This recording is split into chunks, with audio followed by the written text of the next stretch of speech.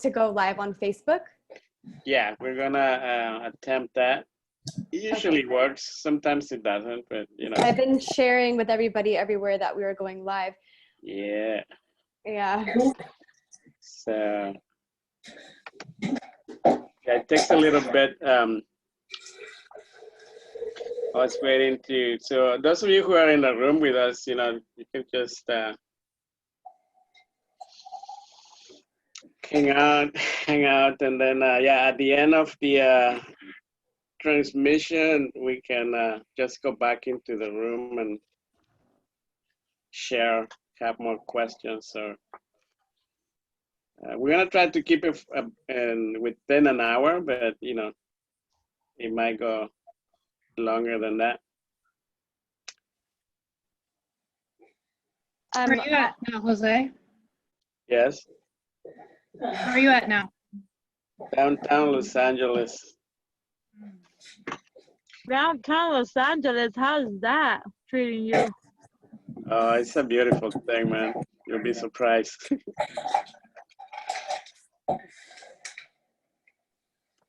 Yeah, we have really beautiful hills right behind where we live, and me and Zoe go hiking there all the time, and yeah, we're having a good time here. Nice. Yeah, but I think this is an important topic because of a lot of reasons. You know, conspiracy and prophecy, I think they go hand in hand. And a lot of people have a lot of things to say about it. So I just think from a perspective of seeing the mathematics of what I bring in, the mathematics of the calendars, but also bringing the point of view of our research with Alanna, it's gonna be really, I will think, well received. So I think we're gonna do like 13 episodes. We'll see how tonight goes and what we decide, but it would be nice to eventually yeah, bring in more people. So right now it's just I know Alanna's been doing this for a long time, and she's an amazing researcher and medicine woman. So you know, another good evening of conversation. So Good. let's see. Perfect. Wow. We're live. 4, 3, 2, 1. Okay. And here we go. My name is Jose Manik Ajpu Raven, and I am here today with our sister Alanna Starr. We're gonna do a conversation, an open, never-ending topic conversation. We're gonna talk about prophecies and conspiracies. Alanna is a researcher and a medicine woman who has stepped up to bring awareness to the people. And for that reason, I feel that it's a good conversation to bring to the masses. We're going to hopefully push a lot of buttons tonight. Good buttons and better buttons and best buttons. All the good buttons. And we really intend for this to be a conversation from our hearts, for the purity of intention, for the highest of intention. But I also want to make clear that we are responsible for our messages, but we're not responsible for how the interpretation of the messages go from your own perspective. So I think that would be a fair thing to start with, and as our disclosure. So we're gonna, for those of you who are interested, we're gonna continue doing this, and in the Zoom room, if you wanna come in later after the Facebook, and we'll see how it goes. So this is the Jaguar Wisdom Telemission channel where you don't get programmed. You get people. Exactly. We have some sisters and brothers join us from different parts of the world, and throughout these transmissions, I feel that from my part, this is transmission number 10 of 44. In our collaboration, this is transmission number 1 or 13. And who knows where we take it from there. So, Alanna, it's all yours.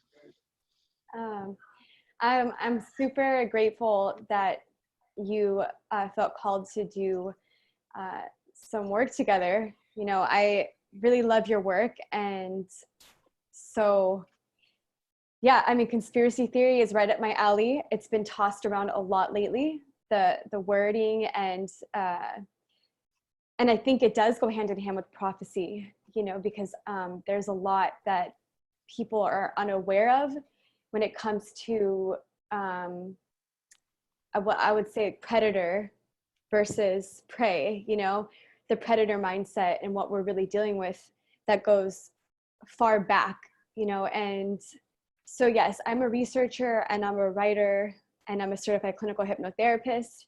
And I've had to pretty much battle today a lot with some people about, you know,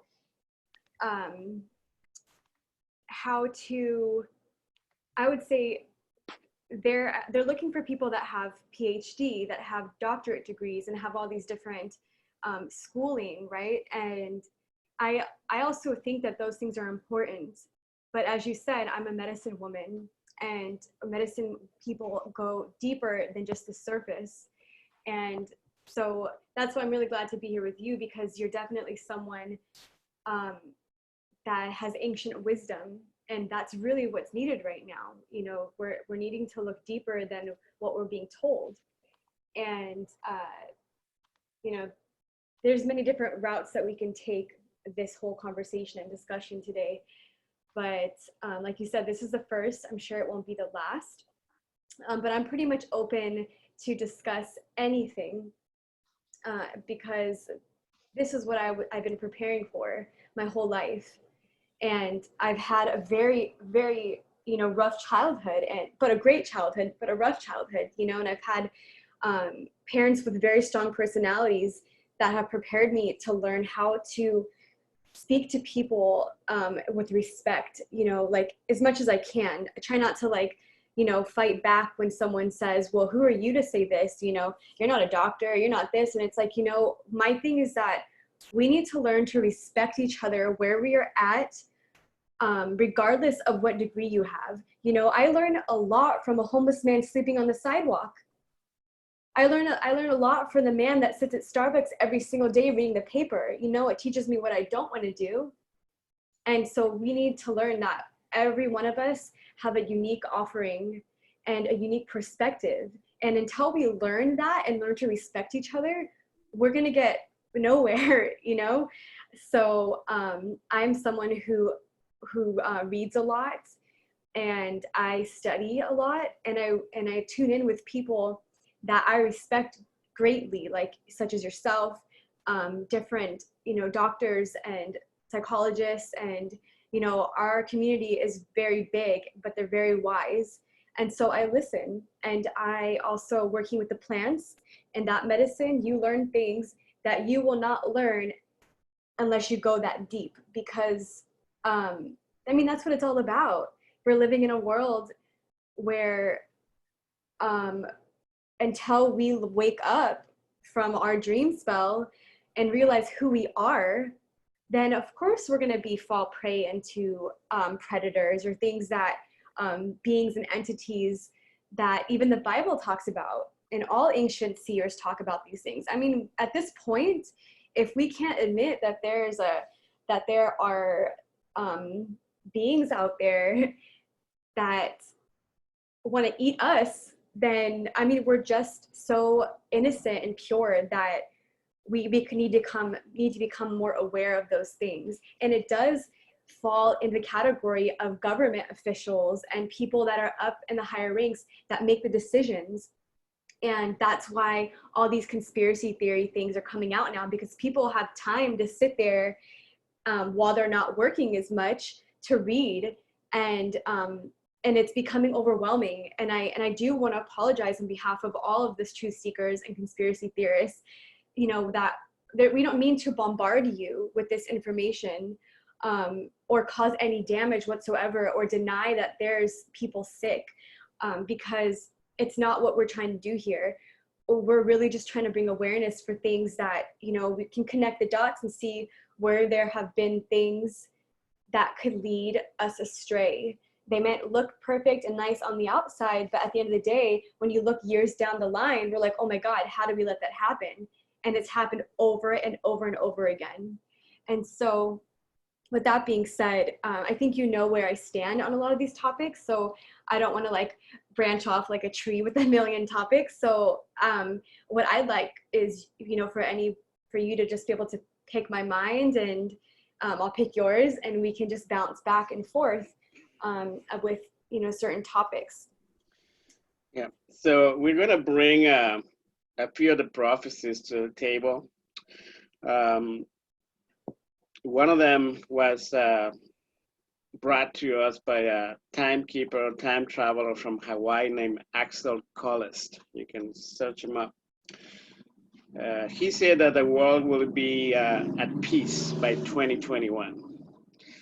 At least he said the world should be united, working for peace by 2021. So this is one of the prophecies we're gonna be continue talking about. We're also gonna continue talking about the prophecy of the Hopi people from the Second Mesa specifically, which is pretty much we're doomed, we're fucked, you know, in this world that has continued to extract everything from Mother Earth, and we're not really respecting Mother Earth. So Mother Earth is gonna do a little shakeup, get rid of 75% of the population, and the survivors will continue on in a good way, in harmony with the galactic brothers and sisters. And, you know, don't take my word for it. This is my own interpretation of those prophecies. And the other prophecy I'd like to talk about eventually will be the prophecy of the eagle, the quetzal, and the condor. Most people know it as the eagle and condor prophecy, but it's actually eagle, quetzal, condor prophecy. The north represented by the eagles, the condors represented south, and the quetzals represented the middle, that unite both continents, North and South America. That prophecy essentially tells us that at this time and space where we're actually going through the Milky Way for the next 20 years, we're going through the middle in transit, and we have 8 years left where there's a lot of spiritual gravity, where a lot of souls choose to leave this planet and never come back. A lot of souls will choose to keep reincarnating for the next 26,000 years. So that's a choice that we all get to make within the next 8 years. And then the one conspiracy theory I want to bring to the table today will be the coronavirus, which, you know, is it Chinese or not Chinese? Is it man-made or not man-made? So I just wanted to bring a timetable that I have been recording intricately with just receiving information through many different sources, including the MI6 intelligence from the UK, and the intelligence agencies from Australia, and other sources that have allegedly evidence and proof of a lot of different things. So those are the 4 topics that I think we can take the next 3 months to discuss and detail and shown with facts and numbers. And yeah, I'm really interested in seeing where you want to share, if you will, some of the, to me, one of the most relevant actual 3D reality timing that we are dealing with across the globe with human trafficking, organ harvesting, and yeah, just some horrible things that we need to face as humanity. We need to face and resolve at some point soon. Yeah, that's a really heavy topic, and I think that is part of what us conspiracy. I hate the word conspiracy theory, but I have to use the word to describe people that are sharing these things. And one thing I do notice is that as these things are coming out, it is a really hard pill to swallow. It's a hard pill to swallow that who could do such things? Why? Well, because there are ancient races, entities, and what we call demonic and beings, whether it's our shadow selves or whatever it has existed here for a very long time. And it is very smart, and it is very knowledgeable. And it either does it through natural forces, or it uses black magic, which that's a whole different topic that I would love to talk about maybe another time, because it's very vast, the use of it on humanity, especially in United States. And the human trafficking aspect, the organ harvesting, I mean, that is the hardest thing to talk about. It's like, we don't want to face those things, but they're really happening. And it goes back to, like, when you said, Mother Earth, she's going to do her work, right? And yeah, I think she does kind of work through different people. And I mean, if you're not paying attention and you're not aware, then you become a victim, especially if there are programs that were instilled into our consciousness to become a victim. I've had many arguments with people sometimes where I'll say I'm a hypnotherapist, and they'll be like, I can't be hypnotized, or I can't be programmed. And I feel for them, because they really think that they can't.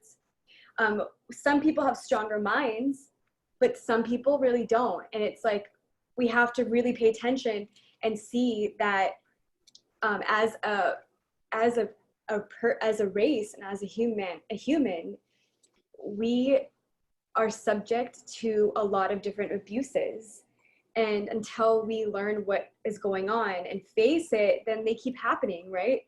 But the thing is that it has a lot to do with us uniting, like you said, that eagle and condor, because when the uniting of the tribes really start taking place, and we stop looking at each other versus you're white, I'm black, you're this, you're that, and realize that cliche saying that we are all one, because that really helps us see that it doesn't matter what color skin you have. When people are dying, there's no reason for it. There's no reason for it except for the fact that there's old ancient things going on that we have not dealt with. We have to understand the fact that our ancestors partake in different things and ceremonies and rites of passage and blood oaths and all these things that we have not been accountable for. We are our ancestors, and it is all in us. And so these perpetuated issues like human trafficking, they happen. And so, wow, I feel like it's something that, it really hurts to talk about inside, because I hold the mother aspect in me really strong. And it's like, I feel like my children, and it's like, if you're not thinking that, then by all means, I mean, that's your decision. But at the same time, I'm really asking you to look at yourself and be like, well, where are your priorities? Because I mean, if you're not outraged about those things are not conspiracy theories. They're really happening. They're really taking place.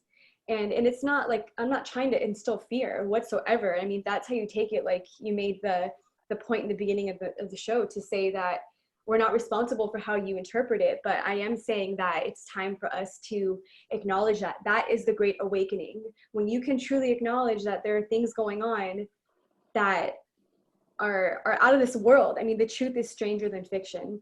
And all those movies that we watch that are projected on us, we are kind of programmed to reject it because it's a movie, because it's entertainment. But what do you think all those things are based off of? I mean, we have to think of it at a multi-dimensional way, a galactic way, that we are galactic beings, that I believe, and you believe too, and reincarnation, and that until we face these deep fears, they will keep creating themselves over and over and over again. I don't really know what you can do to stop the human trafficking. I don't know. But talking about it and becoming aware of it is a big part of it. So wherever direction we want to take that subject, Jose. Yeah, well, what I want to tell the little story of 2011 when I went down to South America, and I actually drove all the way from Los Angeles to a town called San Pedro Sula in Honduras, and then on to Roatan, which is a beautiful, amazing island where a lot of things happen. And I saw the border crossing between Guatemala and Honduras. There were a lot of transactions being with humans. So I firsthand saw it with my own eyes, what was going on, you know, in the hotel's room, the rooms next door to mine.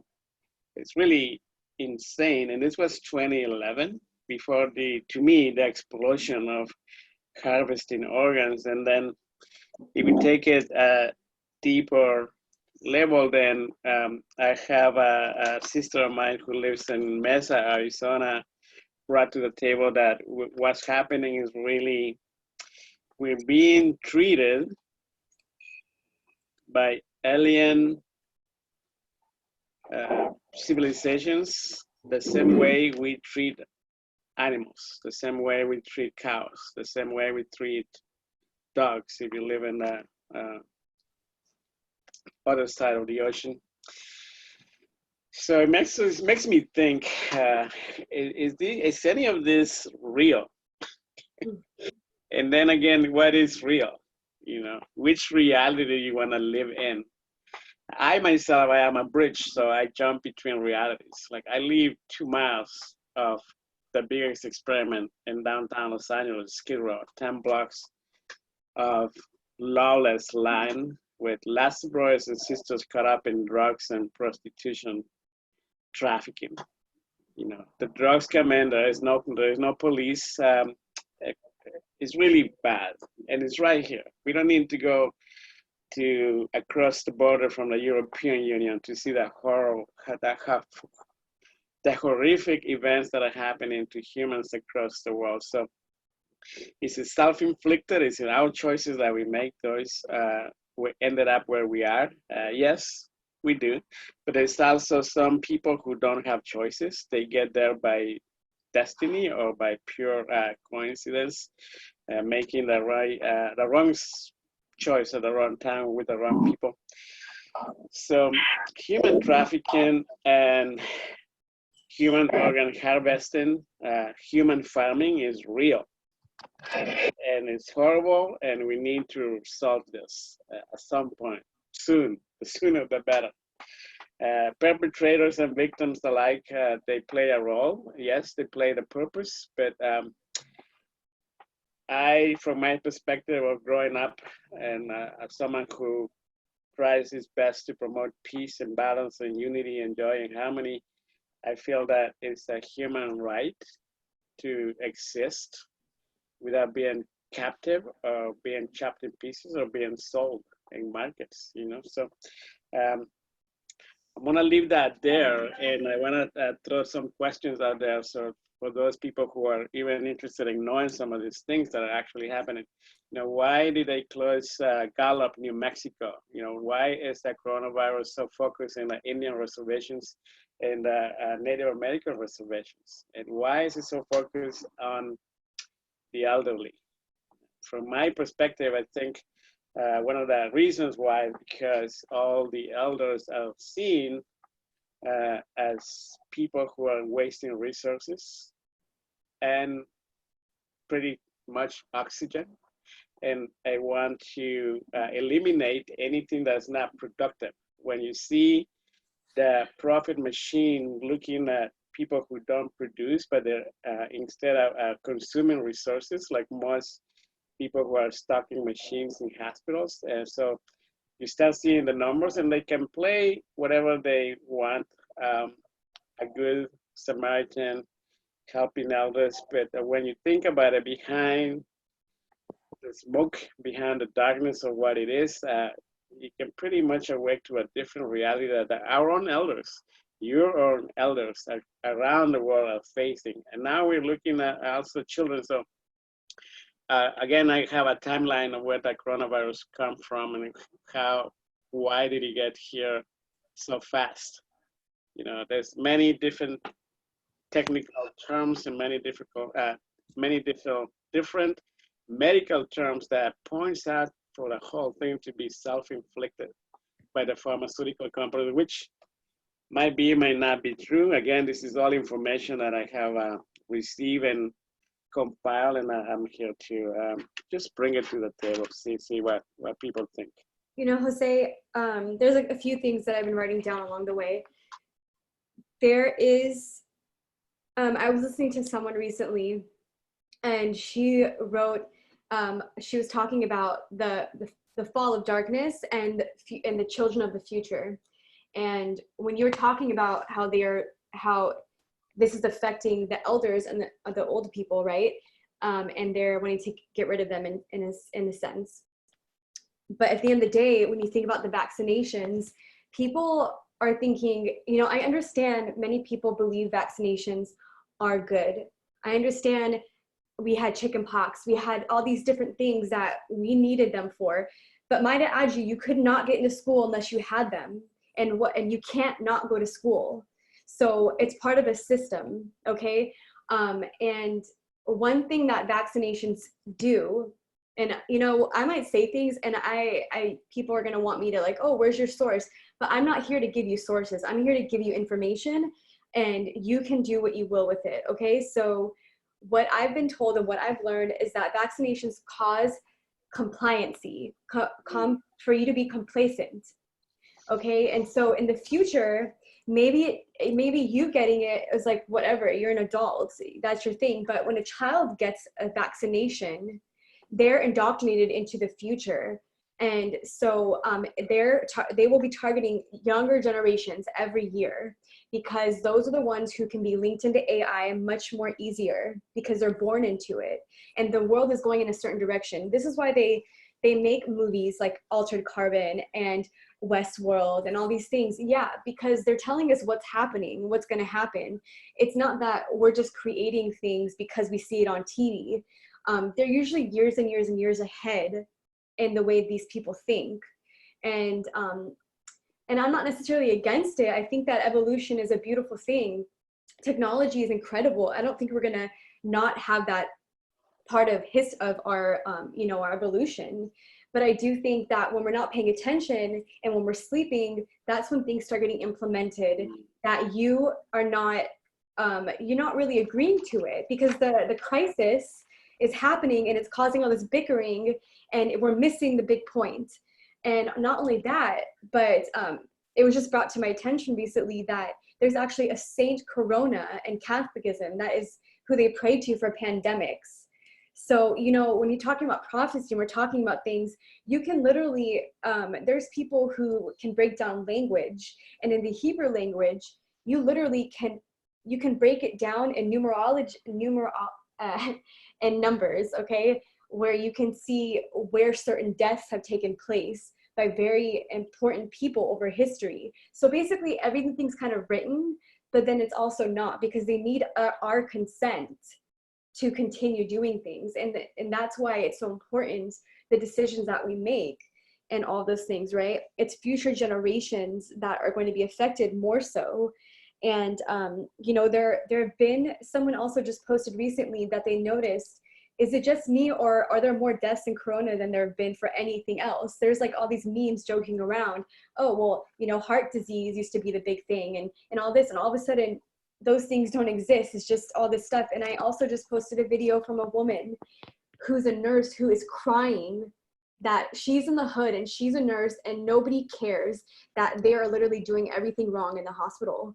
I mean, I'm not making this stuff up. These are people that are posting it, and I don't think she's faking it. I don't see why she would fake that.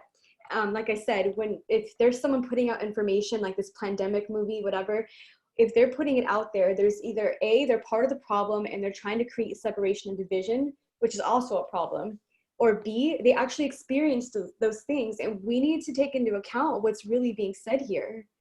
And do I know what to do? No, like I said, it's really about having these discussions. So when the time comes, you can make the proper decision. Is this really what I want? I don't want to like be such a rebel, but that's just the way God made me. You know, I am a child of God, and I will claim that that's my purpose, to walk here and find truth, because I know that I came here with that purpose. And so, yeah, they are harvesting, and that goes deeper as well. When you want to take this into a spiritual, higher standpoint, what the harvest really is. And there are some in what you call secret societies who believe that in the hidden hand, like creating conflict just to get to the next stage of evolution. See, it is all one big game. So we choose to react how we want, because at the end of the day, it's your mind that's creating your reality. And that's why we're so powerful, and that's where we're targeted, some more so than others. And so, yeah, I mean, I think that those things are happening, and they do treat us, when I say they, there's many that treat humankind like animals. And I think that's also what we're learning here, is that how we treat every living thing and how we even think about it is so important right now, because you're shaping your destiny, you're shaping, everything's being shaped by how we treat each other and how we treat consciousness. And so that's really what's at play here. So I'm gonna bring it down to the that timeline that I felt that I wanted to share in this way, being done what we're dealing with right now, whether it's man-made or natural, is still real. And what's gonna happen within the next 6 to 8 months? You know, I had a prediction that this test, this is how I see it. I see it as a test, and this test will end in June 20th, and people will relax for a little bit. I think personally, the world is relaxing too soon, and that's going to create what I call a whole wave of refugees, biological refugees, economic crisis refugees around the world, global warming refugees, all. There's no time to be complacent. There's no time to relax right now. I think bringing awareness to the reality, or a potential reality, I feel that it's important. And yes, I always am very positive. One of the most positive persons in the planet you're gonna find, but I'm also very realistic. The reason why I'm being that way is because I have lived through 3 pandemics in my life already in Central America and South America. I have lived through earthquakes, and I have lived through tsunamis already. So I know what happens after the event is done, after the test is over. It gets really, really bad. So the origins of this coronavirus, you know, what really happens? Most of the time when there's tsunamis, there's earthquakes, there's cyclones, even tornadoes, hurricanes, what happens is the people suffer because the governments don't say the truth. They don't give the real numbers. So from my very own experience, this is my life experience here, 43 years of being on the road doing this work. Every time there is a disaster, the numbers at least 10 times higher than what the official numbers get. So if they are saying that there's 3,000 people dying in China, you gotta multiply that by 10. This is just reality. And most people don't even wanna think about that kind of numbers. Because if they're saying that 100,000 people die here in the US, it's a lot more than that. A lot of people are not counted here. You know, even when they do the census, not everybody's counted, because as we know, there's a lot of immigrants here who live without being counted, right? They're like a zero on the left, they don't count.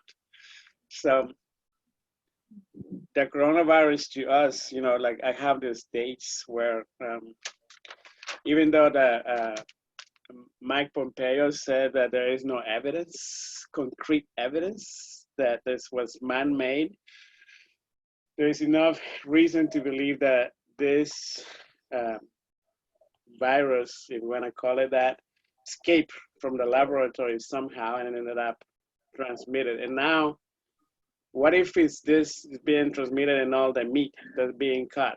Is that why they're shutting down all the meat processors in this country? Because now it's all on the meat and it's being transported and being sold to the average person here in the US. Is that why there's over 1 million people contaminated now? Because they got that virus through what they were eating. So, you know, this viruses are being contained and produced in laboratories, in the CDCs, the Center for Disease Controls in different countries. They produce, like the Middle East virus, or it's also known as MERS, Ebola. You know, they taught Ebola how to attack humans. And when I say they, I mean the CDC controls of the world. And then, you know, the MI6, the UK intelligence, they came out and leaks that they have a reason to believe that this was produced. And the first case of the deaths, you know, that was back then, even in December.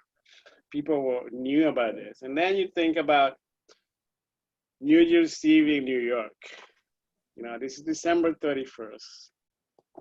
You know, all flights are still available. A lot of Chinese nationals came to that event. Why is New York the most contaminated? Did it all happen in the New Year's Eve? Everybody got contaminated? Did it go through the US from New York instead of how they think they came from Europe to Seattle? No, and then the Australian intelligence also says that the very first person that we know that died was in January 20th. And all of this military intelligence, that's what it stands for, the MI6. These are people who work behind the shadows, whether for the good or the bad, thinking they're doing the right thing, protecting the people. They're gathering information. And this is my conspiracy theory talking for tonight. Are they going to wage war on the Chinese? Are they compiling evidence just like they did with Iraq and Afghanistan? You know?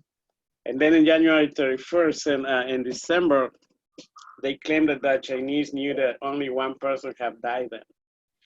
And then they reported that also on December 31st, they reported that in Wuhan, what does this mean? They only have 14 cases. And they— Let's not also forget about the millions of cell phone users that literally dropped around that time. Like millions of cell phone users disappeared. According to the Australian intelligence, 25 million cell phones went dead, blank, you know, between December and March. And then one of the, by January 8th, these countries were still not admitting that this virus was transmitting human to human. They were still not coming up clean. And then they got, I mean, the World Health Organization, what a joke. You know, they're not really helping by covering up all the transactions between pharmaceuticals and even the guy, what's his name, Dr. Fauci. I mean, it's such a mess right now. And now they're switching the focus from this coronavirus and how trying to get the country back into the economy rolling into the news that the whole thing about the election and how Flynn got liberated from charges and all of this. But it's so much more. And the timeline that I wanted to conclude with, the doctor who blew the whistle, you know, he had first kidnapped and then he died in February, you know, mysteriously. Then in Yokohama, you know, that, I mean, there's no mystery. Anyone can put those things together. You have that many people contained in a single space, they're just gonna get worse. And then they send them to all places, all countries. They got picked up and brought to all countries. So systematically bringing that everywhere. And now that we're here, I feel that we are coming into the second wave of deaths pretty soon, because by now this thing is getting to the slums in South Africa, everywhere in Africa where there is no medical system. And they don't have a government that will send them $1,200 a month to survive. You know, in Mexico, there's grandmothers who used to live selling tacos. Now they can't even buy the meat because there is no meat. They can't, even if they have money, they have nothing to buy. And this is all, if you do a search on YouTube for virus in Mexico or virus in Brazil, you cannot find anything that is younger than a month. They're all old videos. There's nothing accurate, recent information on what's really going on. And then to bring it all to a closing, if you will, I feel that by binding together, what is it that we can do as individuals besides bringing awareness from a point of someone who has been doing ceremony for 43 years, staying healthy, is using the elements, remembering breathing, remembering ceremony, but also be prepared just in case all of these conspiracy theories are actually truth, magnified 10 times. The numbers are 10 times higher. The actual virus, if it's real, it might be super dangerous. So from a timekeeper's point of view, is you get ready, you get prepared, and if it happens, you're prepared. If it doesn't happen, you still prepare, and you can still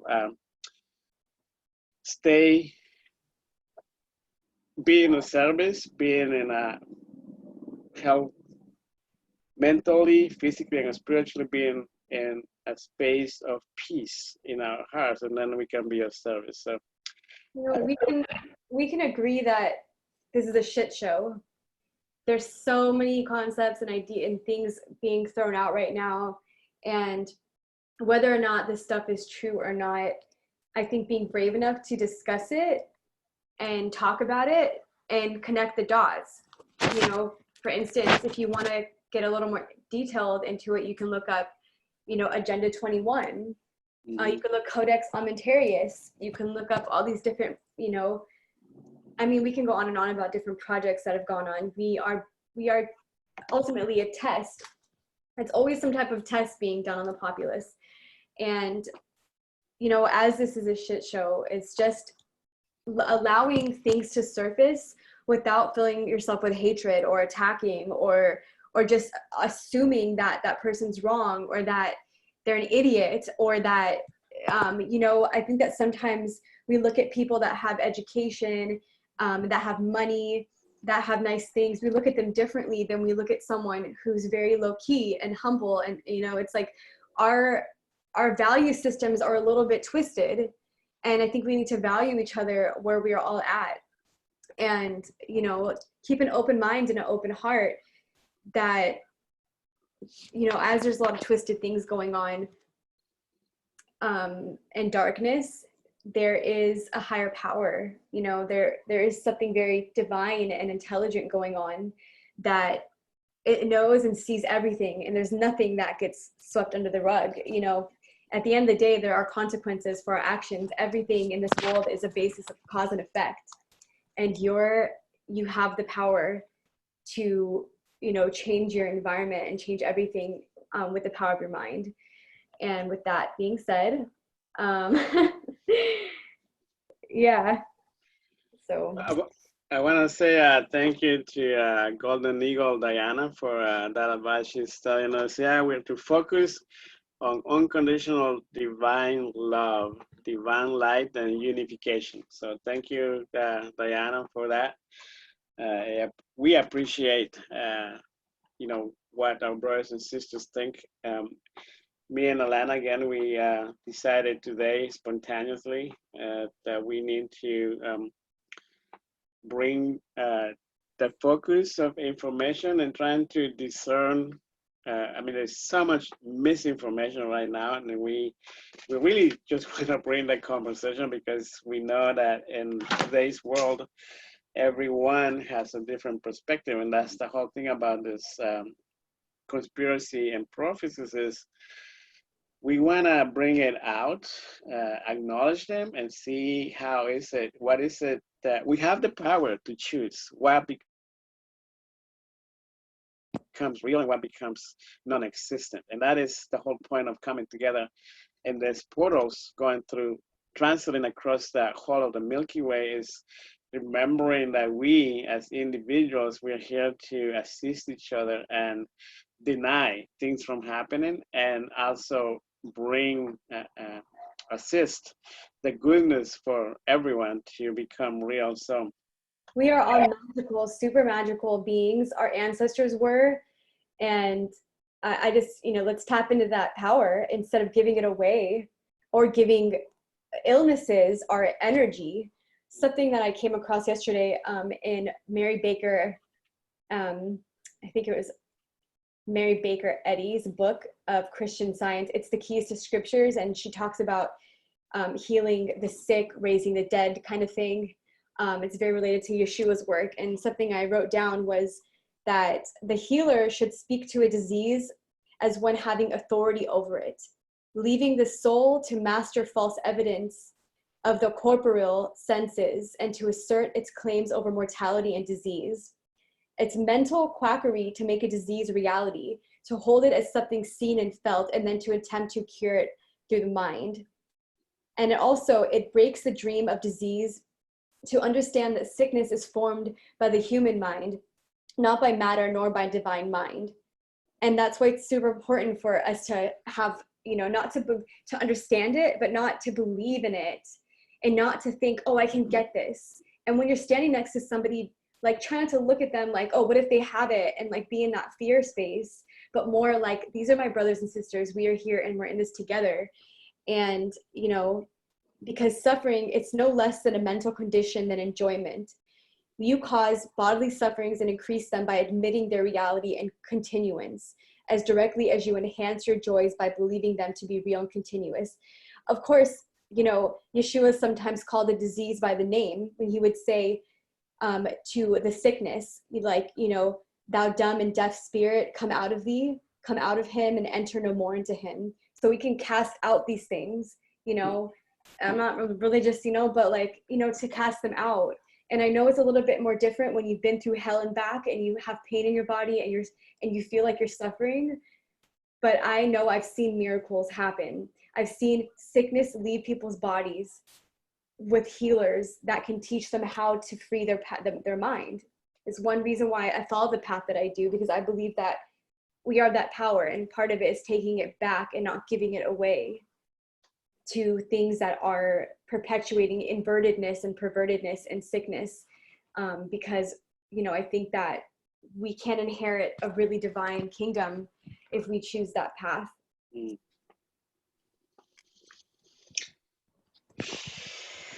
We haven't even hit an hour yet, so like, this is I love it. I enjoy, you know, all this stuff. I can breathe now.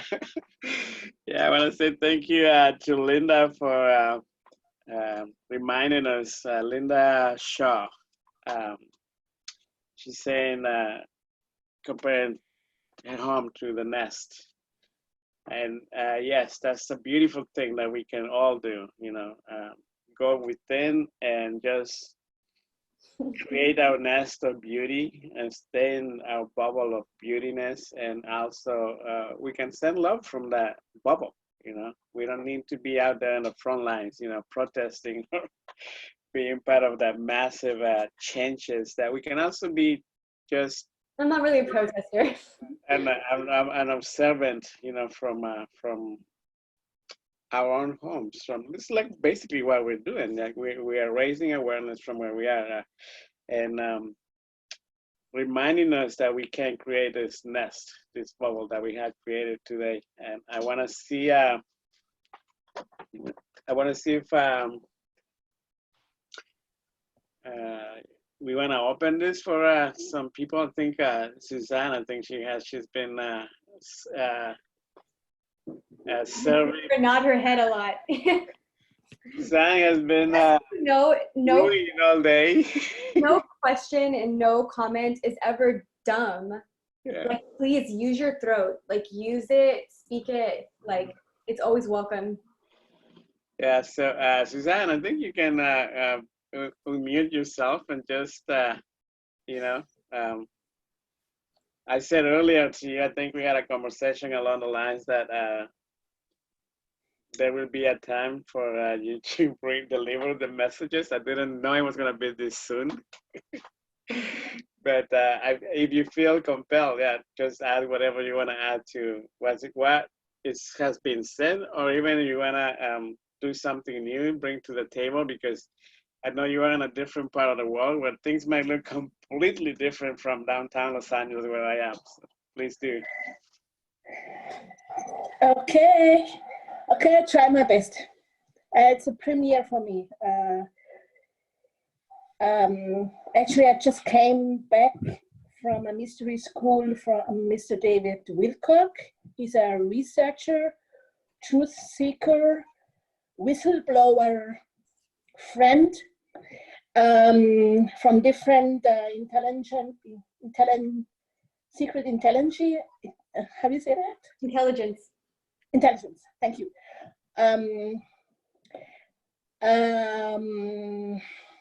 Yes, a lot of knowledge gained from those whistleblowers. And the teaching, I just heard for hours, and I followed his teachings because I was seeking the truth for many years.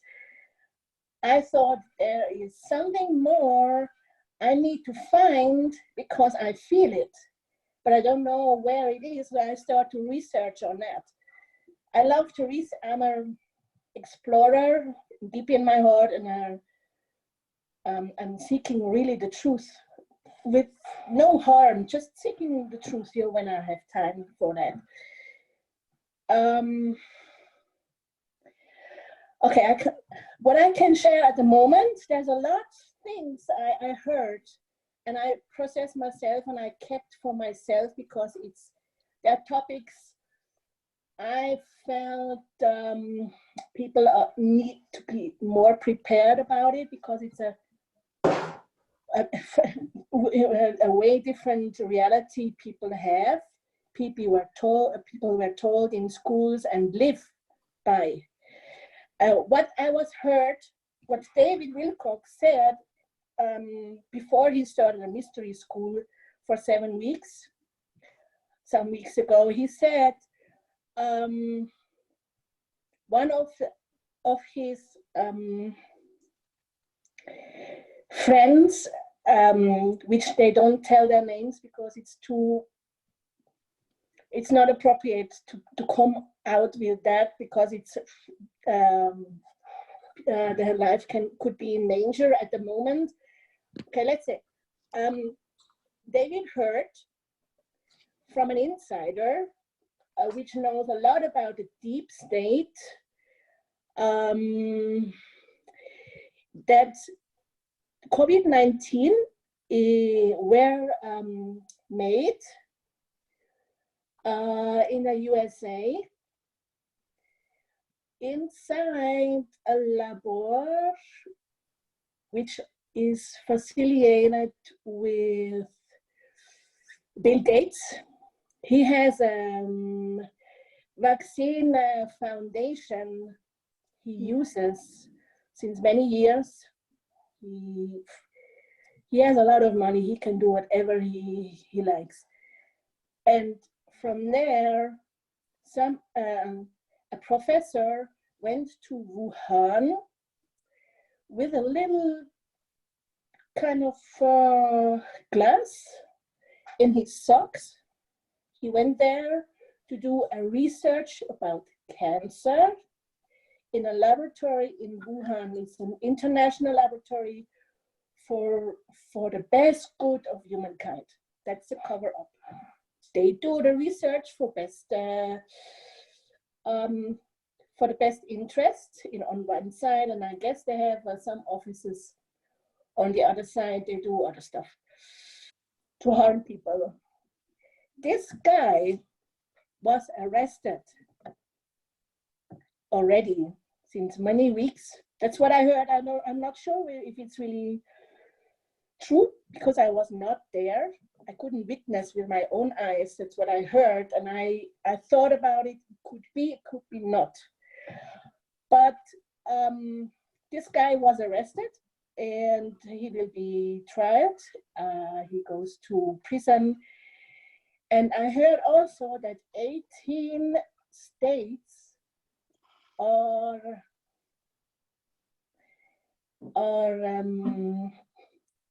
informed about the deep state, and they're starting to talk about the deep state, and they want to bring them to justice, bring them to court, and they do it all in behind hidden doors because it's appropriate to do it that way. So 18 states are behind powerful whistleblowers inside or coming out from the deep state.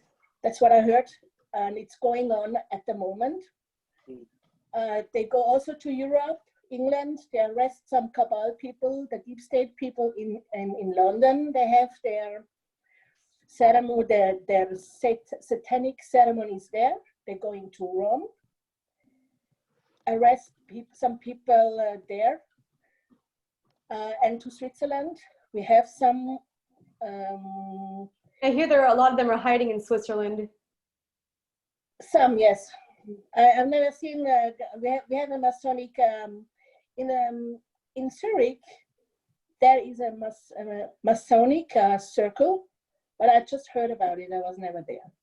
So Switzerland played a big role in a different kind of wars, and it's a peace place, so you can find good,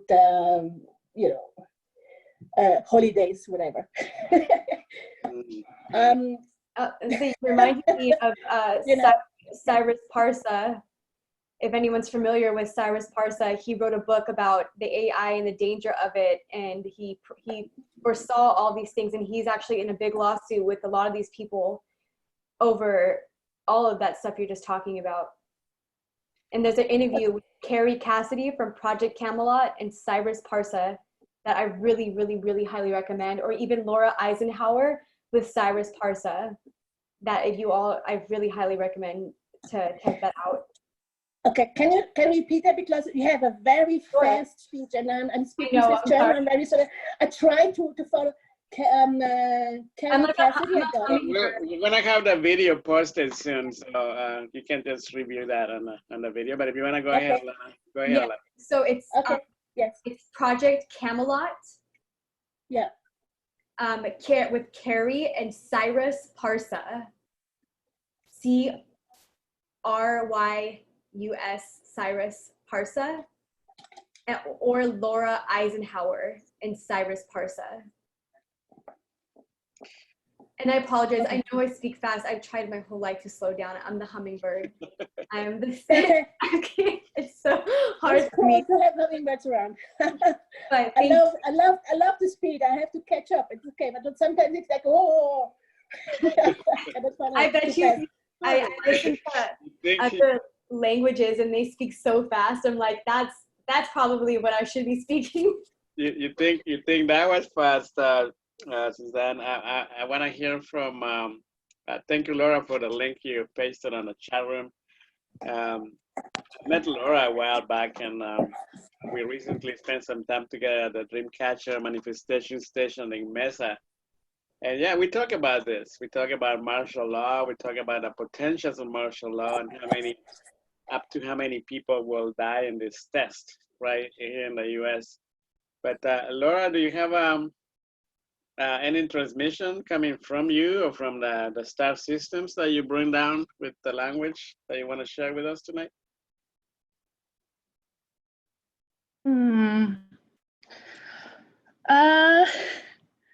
I could tap in, I guess, and get a transmission of stuff as far as light language goes, but Oh, my fellow light languager. Woo. I'd love to hear. yeah, it's hard. You know, I normally kind of just sit and listen to these talks and things because I don't really ever speak about it or on it because I usually have such a different perspective. And it's actually hard to even hone in on. Like right before I got on here, I literally had like a 2-hour client working in the Akashic Records. So I'm in there a lot. And it's kind of like the information and who I am is just very expanded in a sense of seeing so many of the undercurrents that happen in one scenario and moment. So and stuff like this, there's like so many undercurrents. I call them undercurrents of energy. You know, you have the top one that people are talking about, and then you have like the one underneath that, and the one underneath that, and then down here somewhere is like the ultimate truth of things, and you know, and even a universal truth or purpose. And I kind of work in all those and more in the universal part. So it's hard to even really talk about this because well, one, you'd have to refocus me on like what exactly current you want to talk about, and then I could talk about that current. But you know, in general, it's not like for me, this is my experience in these, is that I listen and nothing is a surprise to me. I understand it all. I've heard it all. I know it's all happening. I see the links and connections with so many other timelines and lives and civilizations, and how they're recycling. I don't like the word karma, but lack of better words, karmic cycles. And you know, I see a lot of that happening now, even with all of the stuff that's happening with this. It's kind of like souls that have lived in those lives and times are coming back and like getting a second chance in a sense to utilize, hey, you know, do you want to maybe do something different, things like that. And I think overall it's hard in this time for anybody, in my opinion, to like really say anything that's going to happen, because the time we're in now, energies that have been coming in, especially this year, they're unprecedented.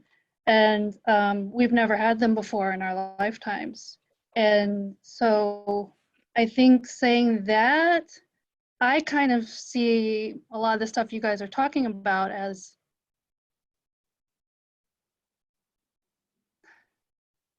like nothing necessarily has to be done in a sense of it's already being done, and what we're seeing and experiencing is in it being done. Is it coming up? Is it being shifted? Is it being released? And for each and every person, they're going to be at a different frequency and they're going to be at a different point, and it's going to hit each person differently. And but the ultimate source energy in charge of the shift that we're happening in now, I do feel like it is at a point of, okay, you guys do whatever you need to do to release and get all this out. We're not really going to go back to what we've done before. So in that sense, it's like totally awesome and hopeful, and you know, in my opinion, it's like pretty great and cool, because I don't think we're gonna do the repeat of the cycles and lives and times that we've had before. Granted, we're being shown that as reflections for us to heal whatever that still needs to be moved, but ultimately, I do think there's a guiding energy that is in charge, even on a sense above any of this other interference that we all already know about. Aliens, whatever it is, yep, it's all there, yep, it's all real, yep, it's all happening, yep. You know, but there's even above that. And I think that is kind of ultimately in charge more of what's happening now. And There's nothing that our divine parents don't know about. Like say that again? that other, like you said, that there's something much above all of that that's at play. And I feel like that's like our divinity, and it's like that's the highest version of it. And it's, if we can focus on that, and you know, not so much on the negative, of course, that is a beautiful, to project a beautiful outcome. But yeah, that higher aspect that is above everything definitely makes sense to me. Yeah. And I mean, this happens, you know, every time in the records. This is kind of why we utilize them, is, you know, for whatever thing that happens that is horrible and bad, you know, abuse, death, you know, all that. Yes, it's horrible and bad, but every time I'm in the records, there's something behind it.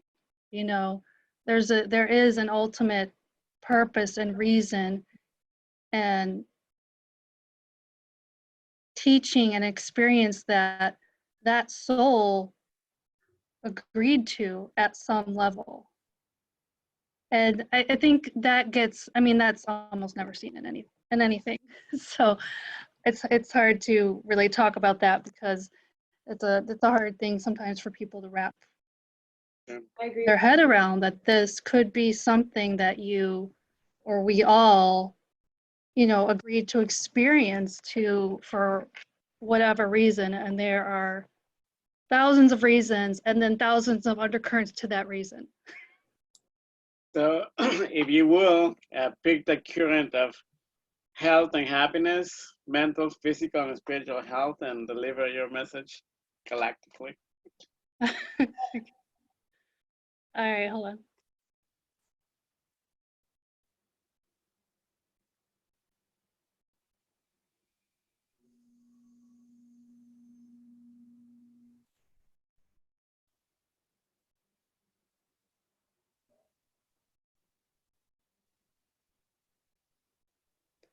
Itona e, tina wa ke e nino ka she.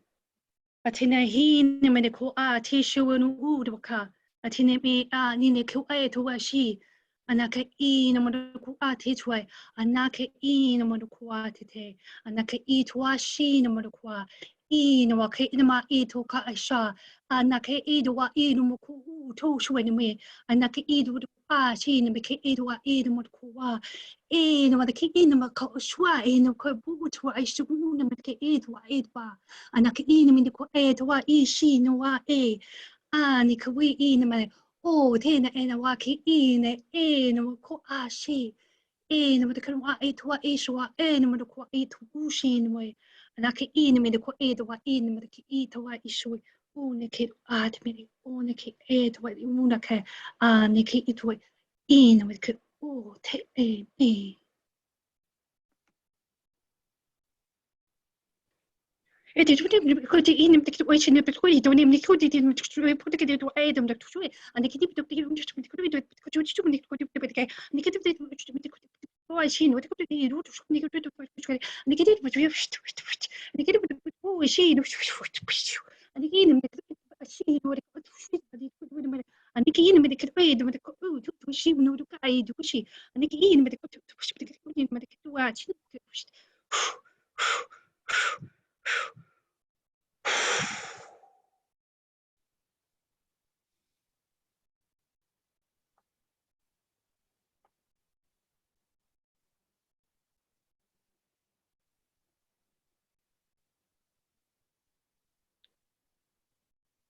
Yeah, Oh, we'll take that. I want to be grateful to Madeline. She's in Costa Rica still. She's been laughing all day since 6 a.m. this morning. We started with ceremony.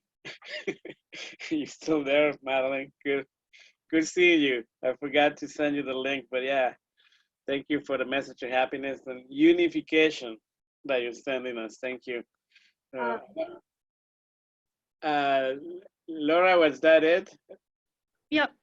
Okay, cool. I'm incredible. gonna keep it open to, I think we got Marshall, we got Misha and Alex. You guys wanna jump in really quick before we turn it off? We're gonna turn it off in about 10 minutes. Yeah, I have a question. This is Marshall. Hi, Marshall. Hey, so you were talking earlier about, I guess, like the dark cabal or people essentially that have been practicing different forms of black magic and ancient beings and entities and deities or whatever that have been driving that force for so long, since probably the beginning of humanity. So you always hear that you say, don't let them take your energy or they're going to take your energy. And then you hear other philosophers talk about how higher beings as well as lower demonic beings, they actually harvest the energy of chaos and fear. And when a human being is really afraid or they're terrorized or they're sad, that they create a certain vibration that feeds these entities. And then you hear about people that, like practitioners of black magic, that are given power by entities if they create fear in other people, because those entities will be able to feed off those other people's fear, and then in return, as part of their pack, will give them power.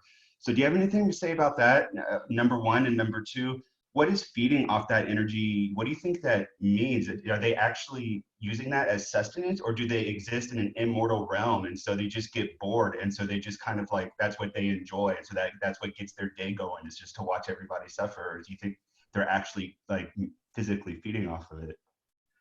Oh wow, that was a loaded question.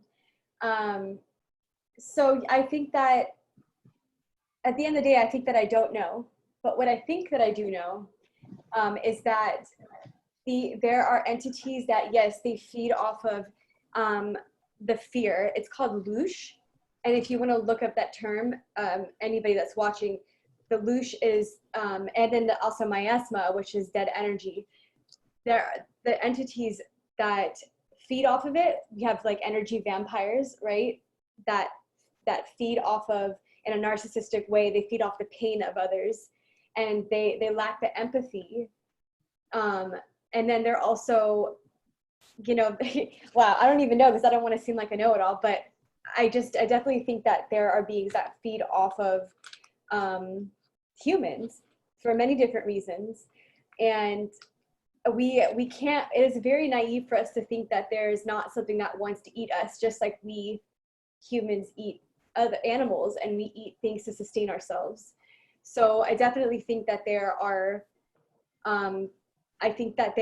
people, humans that have holes in their aura or have not done any kind of inner work that can attract entities on them that will cause them to create pain in others to feed off of. They might not be aware of it.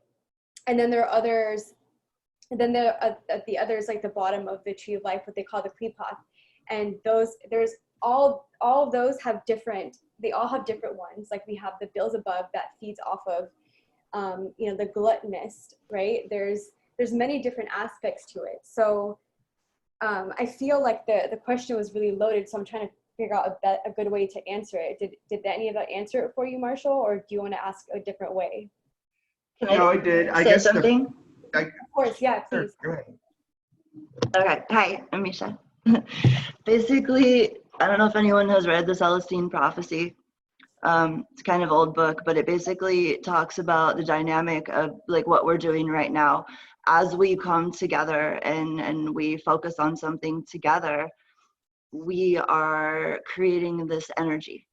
Now, if we're positively aligned people and we're looking for solutions and we're looking to contribute, we can share that energy that we create through synergy. Just as we can't, well, some people can, but very, very few of us can actually live by transmuting the energy from the sun. We eat the sun's energy. We all need energy to survive, right? In this physical manifestation. So the sun gives energy to the plants. The vegetarians eat the plants, get the energy. The carnivores eat the vegetarians to get that energy. I was explaining this to my children earlier. You take that a step further into like the non-physical world, right? And then you've got like beings like ghosts or spirits or beings that were like on that. They're also living off of energy. So we have this misconception that if you live off another person's energy, you're evil. We're all evil, then kill us all, okay? Because none of us are like, oh, well, maybe some people, but you're not going to see them that often, right? So what are we doing here as above, so below? We're seeing a big movement of people saying, hey, I don't want to kill the animals anymore because I feel like there's this communication. They're running, they're crying, they're screaming. We are hearing people feel them and speaking for them with their voice, right? So like what was the Disney movie, Monsters Incorporated, right? So the monsters are scaring everyone, you know, and then the whole plot of the story is that love and laughter is 10,000 times more powerful. Like this is the theme I think we really need to focus on right now.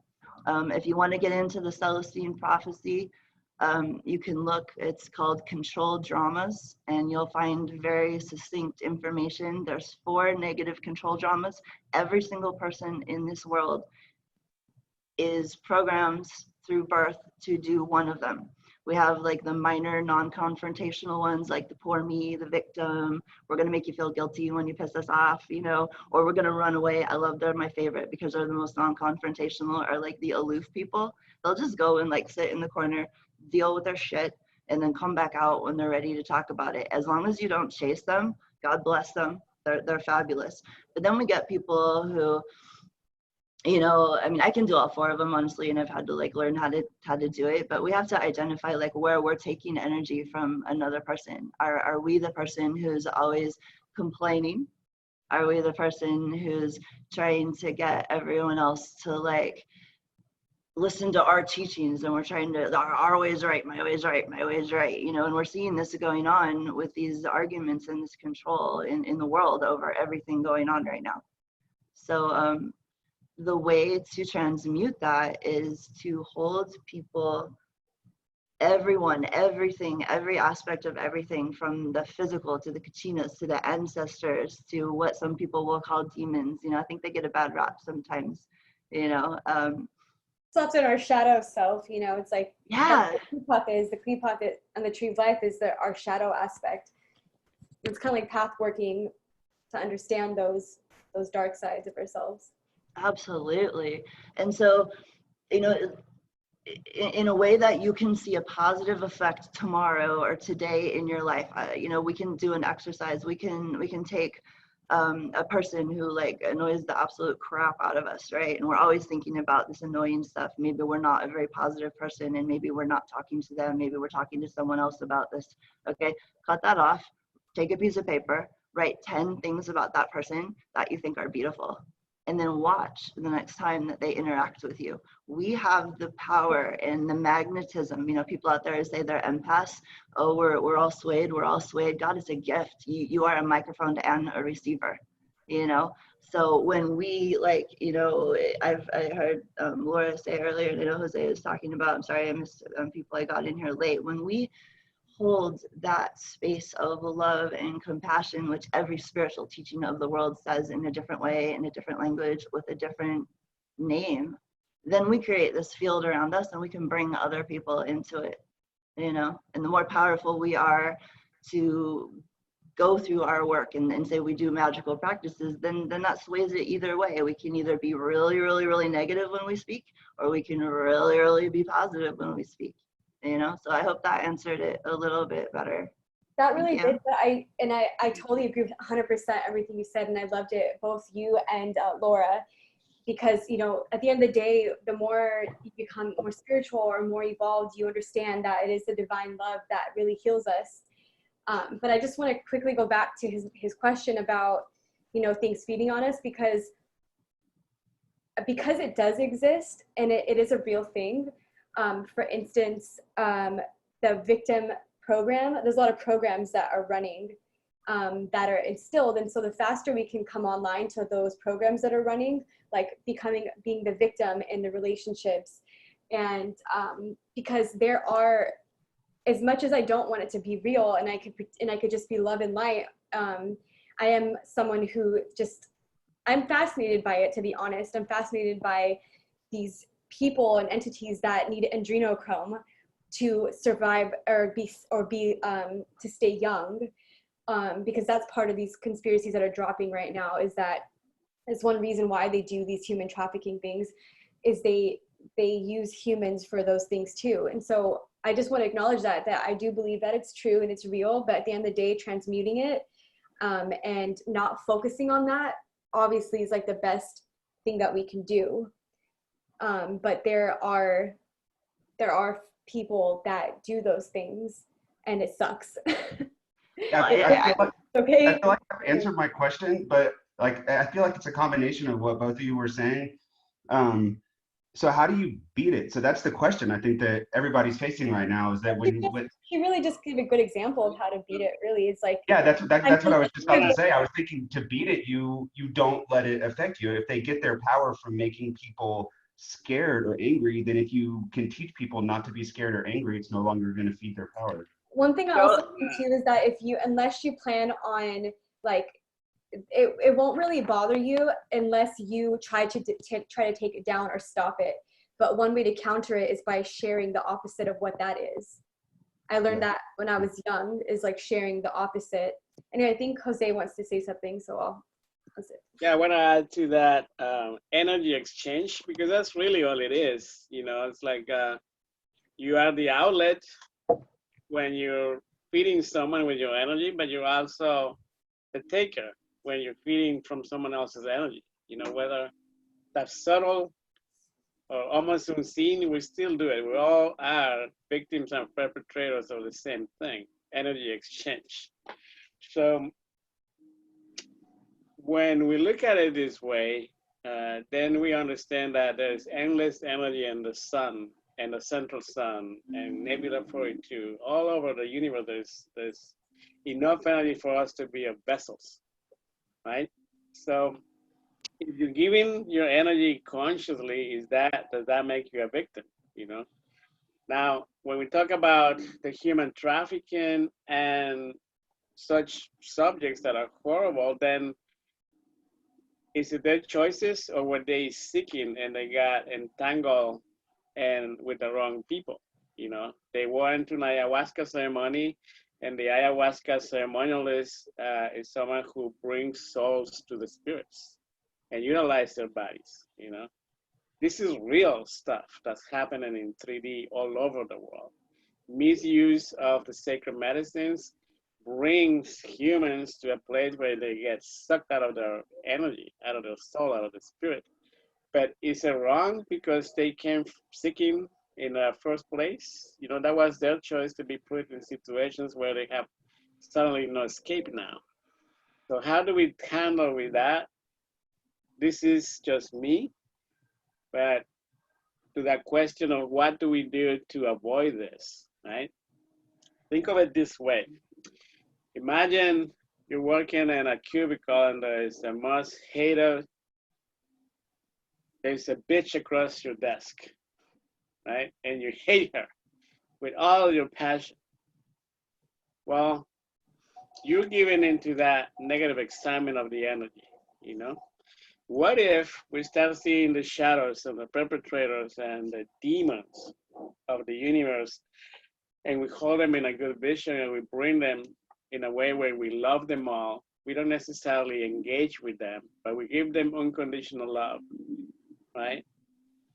There's a list of virtues I put out about 20 years ago, 488 different virtues where I hold you in this vision of beauty. So when I see that bitch across the desk with that much beauty and love, I'm gonna get love back. I will never be subject to an energy vampire, ever in my existence. That makes sense. The reflection, right? Because I see that energy vampire as someone that I can be. So I have to love her and love him for what they are and who they are unconditionally without seeing them as a threat. And that's how they feel the love. And love is the most powerful force in the universe that no one can break through. So it's just a recommendation. And I really want to give that word to, I think there's,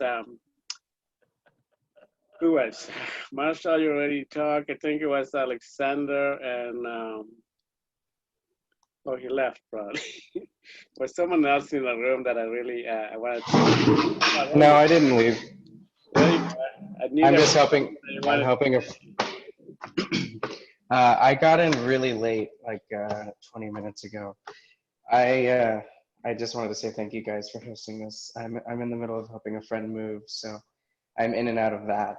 But other than that, I really have nothing to say. I was just I was interested, Jose, in your perspective on the conspiracies and like especially with sex and human trafficking, because the majority of my life I've in the shamanic mushroom work that I do, I've attracted a lot of women who've been sex trafficked and ritualistically abused, and so I've held a lot of space for that particularly. So of all the conspiracy things, that's the one that I hold very dearly to me in terms of like, you know, I hold my spirit as like as a safe guide and for those energies and those souls that have been passing through the realms from trauma and abuse, you know, back into the light.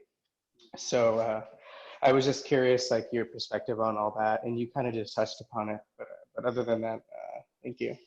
Yeah, well, thank you for holding the space. We need to hold steady, slow and steady, holding the space for all of those males and females who have been in that particular spectrum of the energy sucking brothers and sisters, the vampires. But thank you. Alanna, I think we went over the estimated time, but that's okay. I suspected we would. It's good. That means if we're doing good.